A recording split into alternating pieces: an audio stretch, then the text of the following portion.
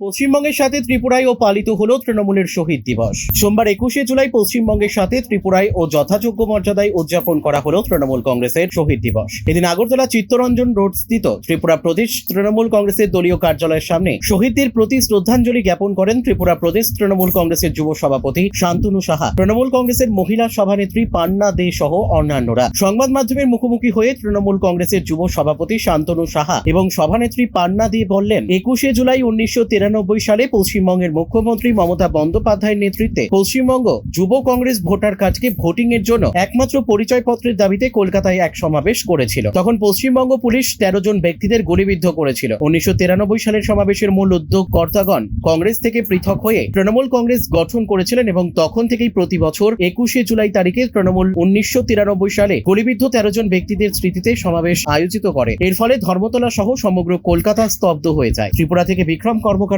Report, crime press, Bengal news. সবাই জানেন যে 21শে জুলাই তৃণমূল কংগ্রেসের জন্য একটা শহীদ দিবস, কিন্তু আমাদের জন্য একটা আবেগের দিন। আপনারা সবাই অবগত আছেন যে 1993 সালে মমতা ব্যানার্জির নেতৃত্বে পশ্চিমবঙ্গের মধ্যে যখন আমাদের নেত্রীর নেতৃত্বে যখন আন্দোলন হচ্ছিল, যাদের কাছে ভোটার কার্ড থাকবে তারাই ভোট দেবে, ভোটার কার্ড থাকলে ভোট দিতে পারবে, সেই নিয়ে যখন আন্দোলন করছিল, তখন তৎকালীন সিপিএম এর যে স্বৈরাচারী শাসন, স্বৈরাচারী পুলিশ, তারা নিরীহ 13 জনকে গুলি করে হত্যা করেছে। সেই দিন থেকেই আজকের দিন 21শে জুলাই পর্যন্ত মমতা ব্যানার্জির নেতৃত্বে আমরা সবসময় এই শহীদদের জন্য আমরা আজকে শহীদ দিবস পালন করে থাকি।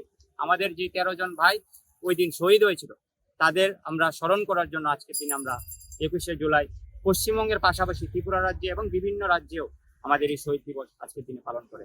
আরেকটা প্রশ্ন আজকের দিনে আমি আপনাকে বলতে চাইছি, ত্রিপুরায় বিজেপি বারবার বলছে যে তৃণমূল সরকার কখনো মাথা ঘুরে ত্রিপুরা দাঁড়াতে পারবে না।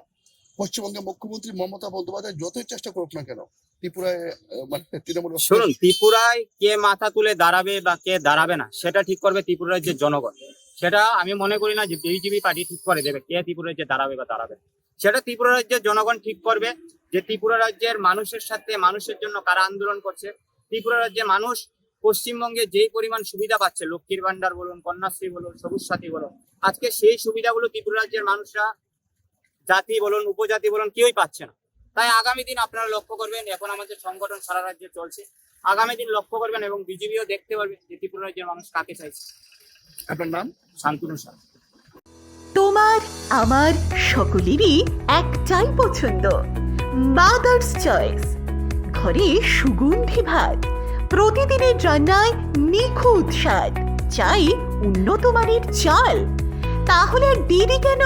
আজই যোগাযোগ করুন ধনরাজ অ্যাগ্রো ইন্ডাস্ট্রিজ প্রাইভেট লিমিটেডে।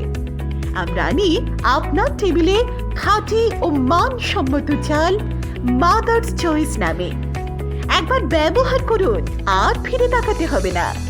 বিশ্বাসী গোড়া, গুণগত মানে সেরা। মাদার্স চয়েস, মা যেমন চান চাল তেমনই। যোগাযোগের জন্য এখনই কল করুন 8509752023 এই নম্বরে।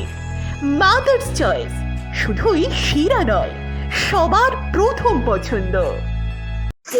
13 জন শহীদ হয়েছিল, সেই শহীদের রক্ত কোনোদিন ব্যর্থ হয় না। কিন্তু 93-এ সেই শহীদ হয়েছে আমাদের 2011 সালে আমাদের দিদি, সেই ভাই বোনদের রক্তের বিনিময়ে সেই ইয়েতে পশ্চিমবাংলায় মা মাটি মানুষের নেত্রী, সে একটা সরকার তৈরি করেছিলেন, মানুষের সরকার।